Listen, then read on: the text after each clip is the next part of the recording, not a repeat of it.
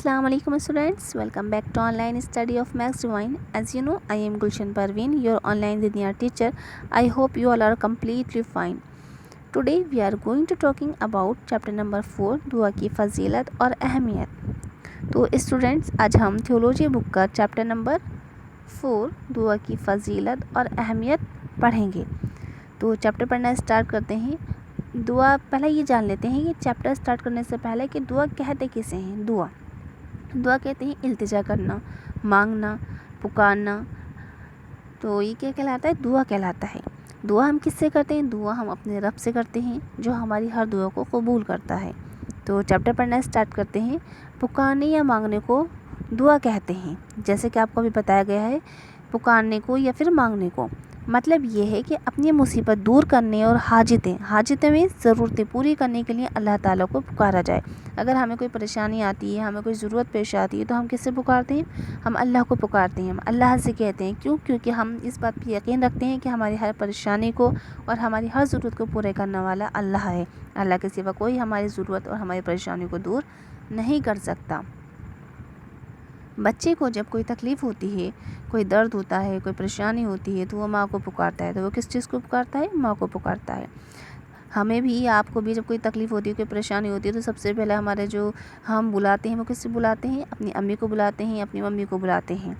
जब भूख लगती है तो माँ से कहता है। जब भूख लगती है तो किससे कहते हैं? माँ से कहते हैं कि अम्मी खाना दे दीजिए, मम्मी हमें खाना दे दीजिए, भूख लगी है। जब कोई हाजत या ज़रूरत पेश आती है तो माँ से ही सवाल करते हैं। जब कोई ज़रूरत पेश आती है हमें किसी चीज़ की ज़रूरत पड़ती है तो हम किससे कहते हैं? अपनी मम्मी से कहते हैं कि मम्मी हमें ये काम है, मम्मी हमारी ये ज़रूरत पूरी कर दीजिए। इसलिए कि उसे यकीन है कि माँ ही उसकी ज़रूरियात को पूरा करेगी। क्यों? क्योंकि बच्चों को यकीन होता है कि हमारी जो ज़रूरत पूरी करने वाली है वो कौन है? हमारी माँ है।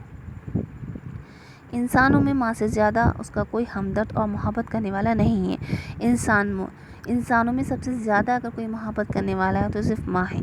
माँ से ज़्यादा कोई हमदर्द और मोहब्बत करने वाला इस दुनिया में मौजूद नहीं है। कोई हमसे माँ से ज़्यादा मोहब्बत नहीं कर सकता, कोई हमारा हमदर्द नहीं हो सकता। तो इस चीज़ को हमेशा याद रखिएगा कि हम इंसानों में अगर सबसे ज़्यादा मोहब्बत करने वाला कोई है तो वो कौन है?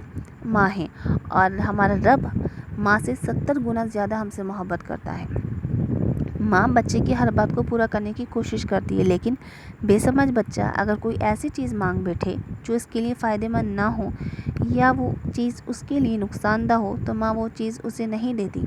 अगर कोई बच्चा, माँ हर बच्चे की ज़रूरत पूरी करती है। माँ जो होती है अपने बच्चे की हर ज़रूरत पूरा करती है, जो वो मांगता है वो देती है। लेकिन बच्चे तो मासूम होते हैं, नासमझ होते हैं। अगर वो गलती से कोई ऐसी चीज़ मांगने लगें जो उनके लिए फ़ायदेमंद ना हो या उनके लिए नुकसानदायक होने लगे, तो क्या माँ उन्हें देती है? माँ उन्हें नहीं देती है। सपोज़ बच्चा अगर कोई चीज़ ऐसी मांगने लगे जो उसके लिए जहर साबित हो, क्या माँ उसे दे देगी? माँ नहीं देगी। दूसरी तरफ ये भी हकीकत है और दूसरी तरफ ये बात भी सच है कि जब माँ अपने बच्चे को किसी दुख दर्द में देखती है तो बेचैन हो जाती है, परेशान हो जाती है। बड़ी तवज्जो से उसका इलाज करती है और बहुत ही एहतियात के साथ उसका इलाज करती है। सेहत की हालत में वो चाहती है कि बच्चे को अच्छी खुराक मिले, वो अच्छे कपड़े पहने, उसे तंदुरुस्त होता हुआ देखकर, उसे हेल्दी देखकर खुश होती है। अगर बच्चा हेल्दी होता है तो माँ खुश होती है और अल्लाह ताला का शुक्र अदा करती है। उसकी तमन्ना होती है, उसकी आरज़ू होती है कि मेरा बच्चा बड़ा होकर खूब इल्म हासिल करे, यानी कि बहुत ज़्यादा इल्म हासिल करे, बहुत ज़्यादा पढ़े, कोई बड़ा कारनामा सर अंजाम दे, बड़ा होकर बहुत बड़ा आदमी बने, लोग इसका काम देखकर उसकी तारीफ़ करें, इज़्ज़त पाए, बड़े मर्तबे पर पहुँचे और कोई बड़ी पोस्ट पर उसका बच्चा पहुँचे। तो हर माँ के बच्चों ये ख्वाहिश होती है कि उसकी जो औलाद है, जो उसके बच्चे हैं, वो ज़्यादा से ज़्यादा बढ़ें, तरक्की करें और बड़े मुकाम पर पहुँचें और ऊंची पोस्ट पर पहुँचें, बुराइयों से बचा रहे, गरीबों की मदद करे, कमज़ोर और आजिज़ों पर रहम करे, अल्लाह का नेक बंदा बनकर दुनिया में रहे। तो हर माँ की ये ख्वाहिश होती है। बस इस मिसाल से अल्लाह ताला की आला शान को समझ लीजिए। और इसी तरह से, जिस तरह से आपने माँ की मिसाल पढ़ी है, माँ की मिसाल को जाना है कि माँ किस तरह अपने बच्चे के लिए बेचैन और परेशान रहती है, उसकी परेशानी के लिए, उसकी खुशियों के लिए। इसी तरह से आप ये एग्ज़ाम्पल ले लीजिए कि हमारा खुदा हमसे कितने ज़्यादा मोहब्बत करता है। क्यों? माँ हकीकत में सबसे ज़्यादा मोहब्बत करती है इंसानों में अपने बच्चों से, लेकिन खुदा तो माँ से 70 गुना ज़्यादा मोहब्बत करने वाला है। माँ ने اپنے بچے کو بنایا نہیں اور نہ ہی اس نے پیدا کیا ہے۔ اس بچے کا بنانے والا اور دنیا میں پیدا کرنے والا اللہ تعالیٰ ہے۔ حالانکہ ماں اپنے بچوں سے اپنی محبت کرتی ہے، لیکن ماں نے نہ تو اس بچے کو بنایا ہے اور نہ اس بچے کو پیدا کیا ہے۔ اس بچے کو بنایا بھی خدا نے ہے اور اس کو پیدا بھی خدا نے ہی کیا ہے، اور بچے کا اصل مالک کون ہے؟ خدا ہے۔ بچے کا اصل مالک جو ہے وہ ماں نہیں ہے، بچے کا جو مالک ہے وہ خدا ہے، وہ اللہ ہے۔ اسی نے ماں کو بچہ عطا فرمایا ہے، تو اسی نے پرورش کے لیے ماں کے دل میں بچے کی محبت ڈال دی ہے۔ جب بچے کو جو عطا فرمایا ہے وہ کس نے عطا فرمایا؟ ماں کو اللہ نے، اور اللہ ہی نے بچے کی پرورش کی ذمہ داری جو ڈالی ہے، محبت جو ڈالی ہے ماں کے دل میں، وہ اللہ نے ہی ڈالی ہے۔ اگر وہ اس کے دل میں محبت نہ ڈالتا تو ماں بے پرواہ رہتی اور بچے کی پرورش نہ ہو سکتی تھی۔ یہ خدا کا ہی رحم و کرم ہے کہ اس نے ماں کے دل میں بچے کے لیے محبت ڈالی۔ اگر خدا ایسا نہ کرتا، محبت نہ ڈالتا، تو بچے کی پرورش کون کرتا؟ غور کیجئے، جب ماں کو ہم سے اتنی محبت ہے تو ہمیں بنانے والے اور پیدا کرنے والے مالک کو ہم سے کتنی محبت ہوئی۔ تو اس بات سے اندازہ لگایا جاتا ہے بچوں، جب ماں کو ہم سے اتنی محبت ہے تو خدا تو ہم سے 70 گنا زیادہ ماں سے محبت کرنے والا ہے، تو اسے ہم سے کتنی محبت ہوگی۔ اللہ تعالیٰ کو اپنے بندوں سے ماں کے مقابلے میں کہیں زیادہ محبت ہے، اس لیے وہ ہماری بھلائی ہی بھلائی چاہتا ہے، اس لیے وہ ہماری اچھائی ہی اچھائی چاہتا ہے، وہ ہمارا کبھی نقصان نہیں چاہتا۔ خدا ہمارا کبھی برا نہیں چاہتا۔ جس طرح سے ماں کسی اپنی اولاد کا برا نہیں چاہتی ہے، اسی طرح سے خدا تو ماں سے زیادہ محبت کرنے والا ہے انسان سے، وہ ہمارا کس طرح سے برا چاہ سکتا ہے؟ وہ ہم سے بہت محبت کرتا ہے۔ اس نے ہمیں بے شمار نعمتیں بخشی ہیں، اس نے ہمیں کتنی بہت سی چیزیں دی ہیں، خدا نے ہمیں کتنی چیزوں سے مالا مال فرمایا ہے۔ خدا نے ہمیں محبت کرنے والی ماں دی ہے، پیار کرنے والی ماں دی ہے، اور محبت کرنے والا باپ دیا ہے، بہن بھائی دیے ہیں، گھر دیا ہے، رزق دیا ہے، کتنی چیزوں سے خدا نے ہمیں مالا مال فرمایا ہے۔ ان نعمتوں کے باوجود وہ اپنے بندوں سے فرماتا ہے کہ مجھے پکارو۔ حالانکہ اتنا کچھ دینے کے باوجود بھی خدا ہم سے کہتا ہے کہ مجھ سے مانگو، مجھے پکارو، مجھے سے مانگو، اور مجھ سے ہی مانگو، کسی اور سے نہ مانگو۔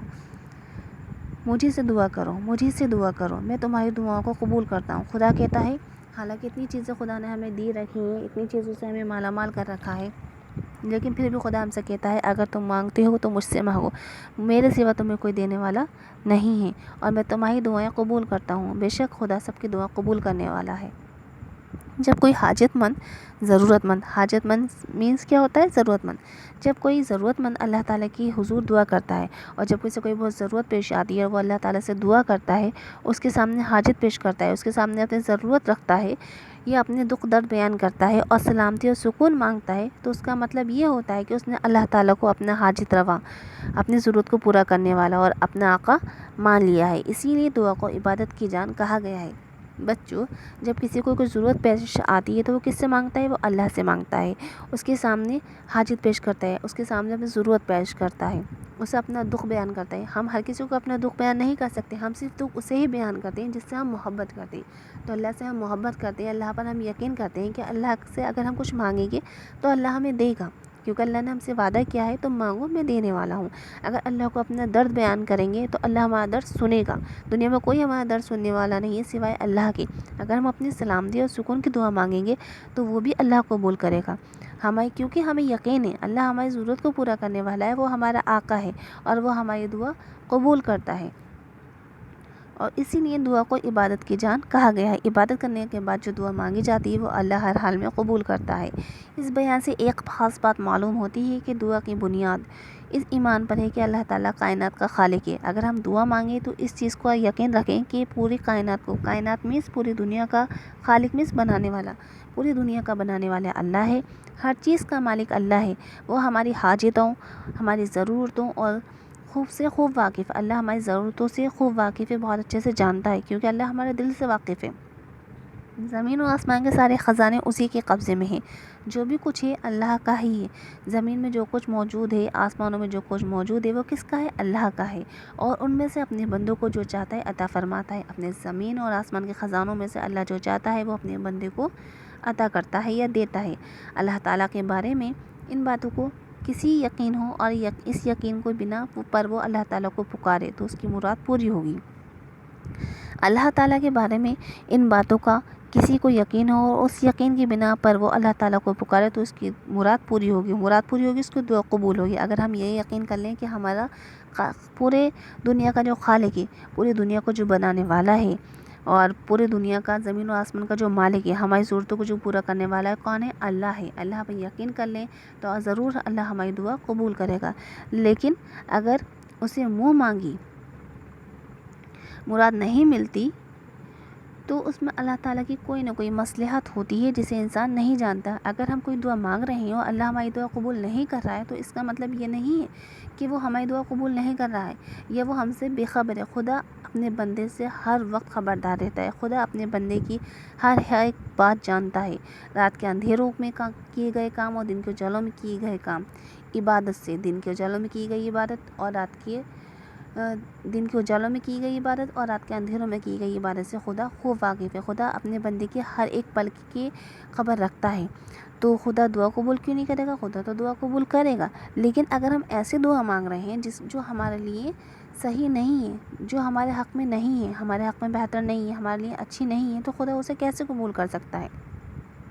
جس طرح سے آپ نے ماں کی مثال پڑھی تھی پیچھے کہ اگر ماں سے کوئی بچہ ایسی چیز مانگ رہا ہے جو اس کے لیے نقصان دایک ہے، یا مان لو کوئی زہر ہے، بچہ مانگ رہا ہے کہ مجھے یہ چاہیے، تو کیا ماں دے دے گی؟ نہیں دے گی۔ کیوں؟ کیونکہ ماں جانتی ہے کہ یہ چیز اس کے لیے صحیح نہیں ہے، بچہ نہیں جانتا ہے اس چیز کو۔ اسی طرح سے خدا سے اگر ہم کچھ مانگ رہے ہیں اور وہ ہمیں نہیں مل رہا ہے تو خدا ہمارے بارے میں بخوبی جانتا ہے کہ وہ چیز ہمارے لیے بہتر نہیں ہے۔ نبی اکرم صلی اللہ علیہ وسلم نماز کے بعد اور دوسرے اوقات میں کثرت سے دعائیں مانگا کرتے تھے۔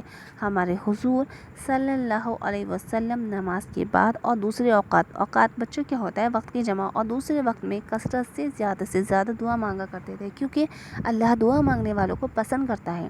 اللہ کہتا ہے بندوں مجھ سے مانگو میں تمہیں عطا کروں گا۔ اللہ منتظر رہتا ہے بندوں کا کہ بندہ کب مجھ سے مانگے اور کب میں اسے عطا کروں۔ تو ہمارے حضور زیادہ سے زیادہ اللہ سے دعا کرتے تھے اور نماز کے بعد دعا کرتے تھے اور دوسرے وقت میں بھی اللہ سے دعا کرتے تھے۔ ہمیں بھی اپنے رب سے دعا مانگنی چاہیے اور ہمیں بھی اپنے رب سے زیادہ التجا کرنی چاہیے، دعا مانگنی چاہیے۔ اللہ کے سوا کسی سے کچھ نہیں مانگنا چاہیے۔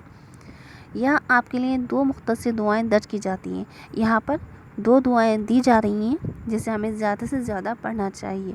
پہلی دعا ہے ربنا آتنا فی الدنیا حسنۃ وفی الآخرۃ حسنۃ وقنا عذاب النار، جس کے معنی ہیں اے ہمارے رب ہمیں دنیا میں بھی ہر طرح کی بھلائی اور آخرت میں بھی ہر طرح کی بھلائی عطا فرما اور ہمیں دوزخ کے عذاب سے بچا لے، آمین۔ دوسری دعا ہے رب اغفر وارحم وانت خیر الراحمین، رب اغفر وارحم وانت خیر الراحمین۔ ترجمہ، اے میرے رب مجھے بخش دے اور مجھ پر رحم فرما، کیونکہ تو سب رحم کرنے والوں سے بڑھ کر رحم فرمانے والا ہے۔ بے شک نبی کریم صلی اللہ علیہ وسلم نے فرمایا ہے کہ والدین کی نافرمانی یا ہمیشہ شراب پینے والے اور حرام روزی کھانے والے کی دعا قبول نہیں ہوتی۔ ہر مسلمان کو ان برائیوں سے بچنا چاہیے۔ ہمارے حضور نے یہ بھی بتا دیا ہے کہ کن چیزوں سے ہماری دعا قبول نہیں ہوتی۔ ہم کہتے ہیں کہ ہماری دعا قبول نہیں ہو رہی، لیکن ہم اپنے اعمال نہیں دیکھتے۔ ہم یہ نہیں دیکھتے کہ ہم کیا کر رہے ہیں۔ اگر ہم اللہ کے بتائے ہوئے راستے پر چلیں گے، نیک اعمال کریں گے، اچھے کام کریں گے تو اللہ ضرور ہماری دعا قبول کرے گا۔ لیکن ہم ایسے کام کریں گے جس سے اللہ ہم سے ناراض ہو، ہم سے خفا ہو، ہم سے راضی نہ ہو، تو اللہ ہماری کس طرح دعا قبول کرے گا؟ تو ہمیں یہ چیز معلوم ہونی چاہیے کہ اللہ شراب پینے والے کی، اپنے ماں باپ کو ستانے والے کی یعنی کہ ماں باپ کا حکم نہ ماننے والے کی اور حرام روزی کھانے والے کی دعا قبول نہیں کرتا۔ تو اللہ ہمیں ان کاموں سے بچنے کی توفیق عطا فرمائے اور نیک عمل کرنے کی توفیق عطا فرمائے اور اللہ سے زیادہ مانگنے کی توفیق عطا فرمائے۔ اللہ ہمیں اپنے سوا کسی کا محتاج نہ بنائے۔ ہم جو بھی مانگیں اللہ سے مانگیں، اللہ کے سوا کسی سے نہ مانگیں۔ ہمیں اس بات پہ یقین رکھیں کہ صرف اللہ ہی کی ذات ہے جو ہمیں دے سکتی ہے ہر کچھ، کسی اور کی ذات ہمیں سب کچھ نہیں دے سکتی۔ تو بچوں آپ کو یہ چیپٹر سمجھ آ گیا ہوگا۔ If you have any problem you can ask me. Thank you and have a nice day.